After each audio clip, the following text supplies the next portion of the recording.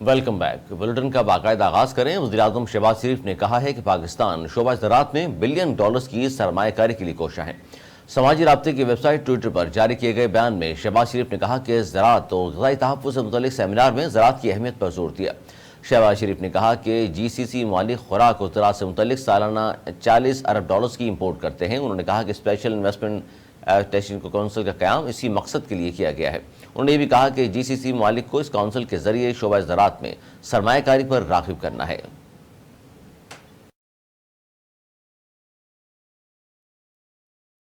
مسلم league نون کے senior رہنما اور وفاقی وزیر داخلہ رانا ثناء اللہ نے پی ڈی ایم کے سربراہ مولانا فضل الرحمان کے تحفظات پر رد عمل کا اظہار کرتے ہوئے کہا کہ دبئی میں کوئی فیصلہ ہی نہیں ہوا جس پر کسی کو تحفظات ہوں۔ اپنے ایک بیان میں رانا ثناء اللہ نے کہا کہ سیاستدان مل کر سیاسی صورتحال پر بات کرتے ہیں۔ دبئی میں سیٹ ایڈجسٹمنٹ یا الیکشن سے متعلق کوئی فیصلے نہیں ہوئے۔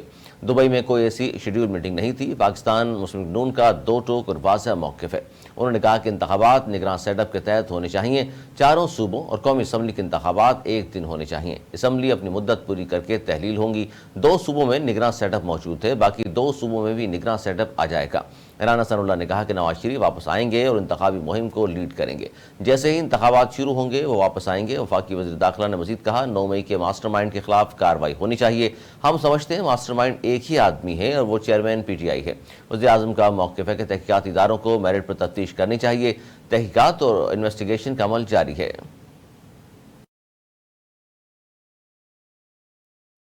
اینٹی کرپشن فیصل آباد نے چیئرمین پی ٹی آئی کی بہن عظمیٰ خان کے خلاف مقدمہ درج کر لیا۔ اینٹی کرپشن فیصل آباد نے 18 ہزاری میں 300 کنال قیمتی اراضی جعلسازی سے اپنے نام ٹرانسفر کروانے کے الزام میں چیئرمین پی ٹی آئی کی بہن عظمیٰ خان کے خلاف مقدمہ درج کیا ہے۔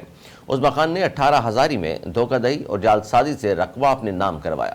عظمیٰ خان کے علاوہ تحصیلدار، نائب تحصیلدار، پٹواری، اراضی ریکارڈ سینٹر کے عملہ سمیت کل 9 افراد ایف آئی آر میں ملزم نامزد ہیں، جبکہ اینٹی کرپشن پولیس نے نائب تحصیلدار اور پٹواری کو گرفتار کر لیا ہے۔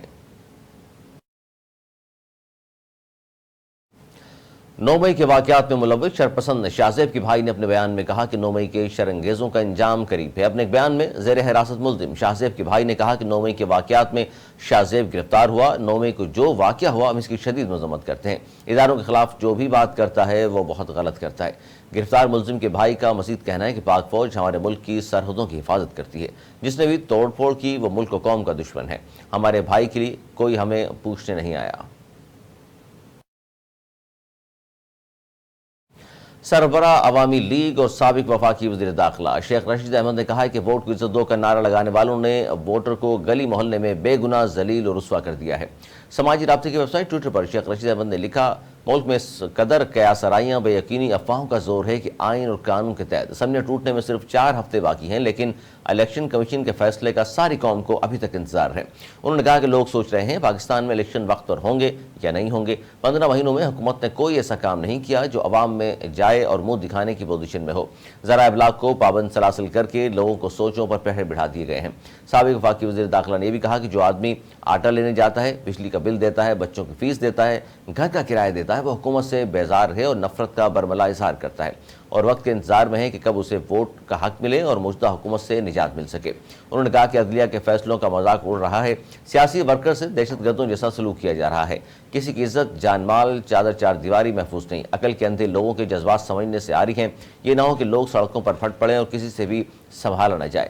سربراہ عوامی لیگ نے مزید کہا ووٹ کو عزت دو کا نعرہ لگانے والوں نے ووٹر کو گلی محلے میں بے گناہ ذلیل اور رسوا کر دیا ہے۔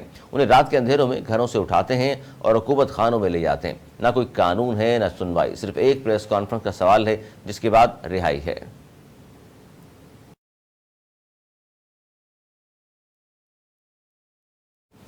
طالبان حکومت نے سویڈن میں توہین قرآن کے واقعے کے خلاف افغانستان میں سویڈن کی تمام سرگرمیاں معطل کر دی ہیں۔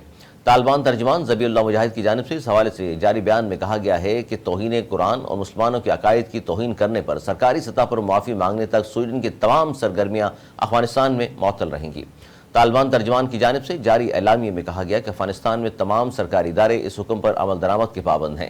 اعلامیے میں طالبان کی جانب سے دیگر مسلم ممالک سے بھی مطالبہ کیا گیا ہے کہ وہ سویڈن اور اس سے کی مذموم حرکت کے خلاف اپنے تحفظات پر نئے سرے سے غور کریں۔ اس سے قبل سویڈن میں قرآن پاک کی بے حرمتی پر یمن کی حوثی اتھارٹی نے سویڈش درآمدات پر پابندی عائد کرنے کا اعلان کیا تھا۔ غیر ملکی میڈیا کے مطابق یمن کے شمال کو کنٹرول کرنے والے حوثی اتھارٹی نے سویڈن میں قرآن پاک کی بے حرمتی پر احتجاجاً سوئڈش درآمدات پر پابندی عائد کی ہے۔ عبدالرزاق نے مصباح الحق کو قومی ٹیم کی کوچنگ ملنے کی پیش گوئی کر دی۔ ایک انٹرویو میں سابق آل راؤنڈر نے کہا کہ پی سی بی میں کمان کی حالیہ تبدیلی کے بعد فوری طور پر فیصلے متوقع نہیں، مگر میرے خیال میں کوچ کی پوسٹ مصباح الحق کو دینے کا کبھی امکان ہے۔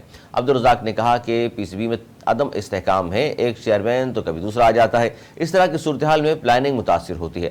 ورلڈ کپ 2019 کے بعد مکی آرتھر کو فارغ کر کے مصباح الحق کو ہیڈ کوچ اور چیف سلیکٹر کی ذمہ داری میں دی گئی۔ بعد ازاں انہیں قومی کوچنگ تک محدود کیا گیا۔ ستمبر 2021 میں جب رمیز راجہ چیئرمین پی سی بی بنے تو مصباح نے عہدہ چھوڑ دیا تھا۔